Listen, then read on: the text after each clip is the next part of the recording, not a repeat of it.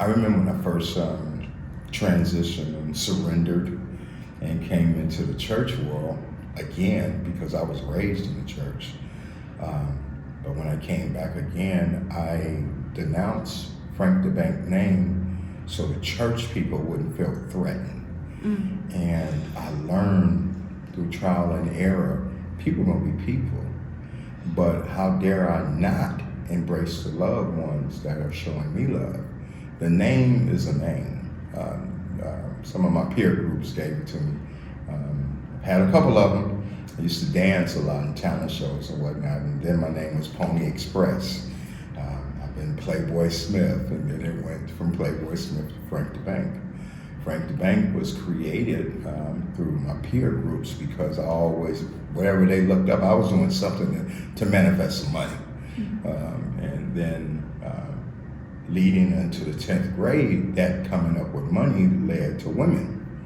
And at that time, I was about 14 years old, and these two older women, I was at the time selling marijuana. You know, they told me, they said, well, you can make more money than what you're making right here. And at that time, a lot of Oakland was gang related. You know, we had the Funk Town, the Dubs, and I wasn't joining no gang. And he's like, nah, this is not about a gang. This is about, you know, you being pimp. And, you know, come up in that era where the movie The Mac, Sugar Hill, all those movies. So I wasn't foreign to hearing the ring, ring, ka-ching, ching. At 14, I still was tuned in. So I have two grown women, 122 and 124. Giving me some money. No father in the house. I'm taking care of moms, and you know, so it infatuated that nerve system, that energy, like, oh my God, I can be somebody. And I liked it. So Frank the Bank became a household name. I was very popular. I danced. I done a multitude of things at one time, but I believe that since I came back home 8 years ago, the one thing I did that was in my favor, and today is still in my favor, is I treat people equally. I've been through 13 different prisons, 9 different county jails, in a 5-year course. I didn't get out and go back. No, from 22 to 27, I was locked up as a baby, still. I've heard many men crying, being raped. I've seen things that I don't care to see again. But through it all, it was that praying grandmother, Verna Nelson, that I could feel covering me. Like people talk about those chills and whatnot. I've had moments where I literally could feel my grandmother covering me, where they wanted to kill me. I've had 4 attempts on my life in prison, and 2 of them, the guards were in on it. So I know that there's a greater spirit than what my hands can touch, see, and feel. And when the Holy Spirit asked me, would I wear the crown to be ridiculed? Would you wear this crown for my name's sake and to be talked about and abused? So I thought about it. I said, well, the greatest story ever told, Yeshua. He fed the people, healed them. Everybody called him Jesus. I call him Yeshua. He fed people, healed them, and they still persecuted him. So who am I?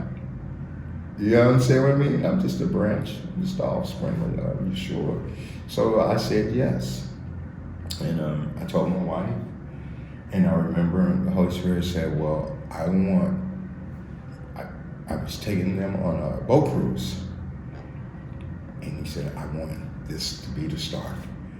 So from that start to the end, that boat was shook up when they seen the royal family. When I was obedient and said, yes, show my people a difference. In this day and time, my people need to see me through you. We met one time. I was sharing with you that because I'm a data analytical person, I actually was watching him and the children for 30 days. I saw him in the community feeding, like sometimes there would be like 7, 8 cars, you know, people going out to the encampments. He was leading them, feeding him and the children, feeding people experiencing homelessness. And of course that was what I enjoyed, how I enjoyed giving back. So, and then one day I saw him, what really stopped me in my tracks. I saw him, he just looked like this giant rugged king to me, you know. And at the time he wasn't wearing a crown, but I could see his crown. And I've always told him that he was a king, you know.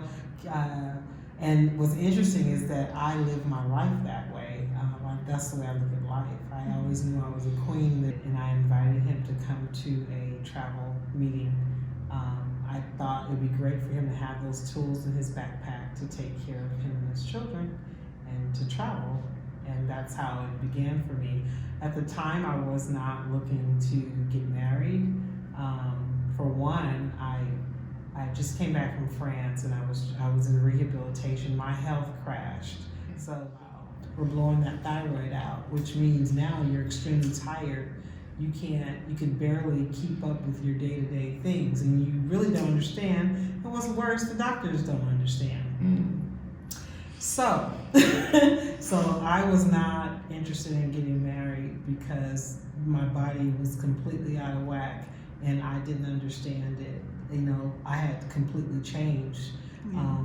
If I could dress up and put my makeup on and get dressed and make an appearance, and you wouldn't know if I didn't want you to know, but my time was very limited. I had to become very calculating in my time and movement, and I didn't want to put myself in a position to be hurt or even to slow another person down because of what I was going through. So that's when I met Rev during that time frame. So we met like a couple of days, and he said, you know, it is a great company, and here's the fees. I'm signing up, I'm on board, and I have this big business board of the business plan all written out for him. He said it to the side, he said, but I have something really important to tell you, you know, and he kind of looked, we're sitting like this, not as close. I only seen her one time in person. But there was a table between us, and he just kind of leaned over, and he looked at me, and he said, I don't know how you're going to take this. He said, but I was in my prayer and meditation, and God told me that you're my wife. And I was sitting like this, and I looked at him, and I just looked. I said, well, you're missing something. What's that? How long did you make a brother wait? Oh, 5 hours. 5 hours. Yeah. I mean, big point. He waited for me 5 hours. I was distributing food to the homeless. Yeah, so we got married 40 days and 40 nights later. So, so that's where I was. I wasn't looking to get married for several reasons. I had every plan to go back to France and build my business and heal at the same time. And I had fibroid tumors size of grapefruits, 2, and then a mass attached to my bowel system. And and they grew really fast. And when you do the research, you can't really tie it back to anything other than stress and how you eat. Very high in women of color, you know, women period, but women of color, you can't tie it back to anything. And so I'm being transparent for a reason, because nobody's talking about it, but yet we're dying slowly behind the wall. You know, my husband and I, we work with people experiencing homeless, but we also work with celebrities and leaders and CEOs and pastors, and behind the wall is a different picture. So I think it's in athletes, it's important that we talk about the real issues, right, to help people heal. Yeah. So what you're doing is you're going to these encampments, you're giving them supplies, you're giving them also, you know, like emotional, spiritual support as well. And you're giving them food. But part of the app experience is people from outside being able to also volunteer and help, but they have to go through like a process first and get to know, you know, what they're getting into. Yes. For corporations, we do workshops. Sometimes a 2-day event workshop, and then go out in the morning, or sometimes all in one day, you know, or a couple hours. we want to make sure we check in with them to make sure they understand what we're doing and get to know them. Yes.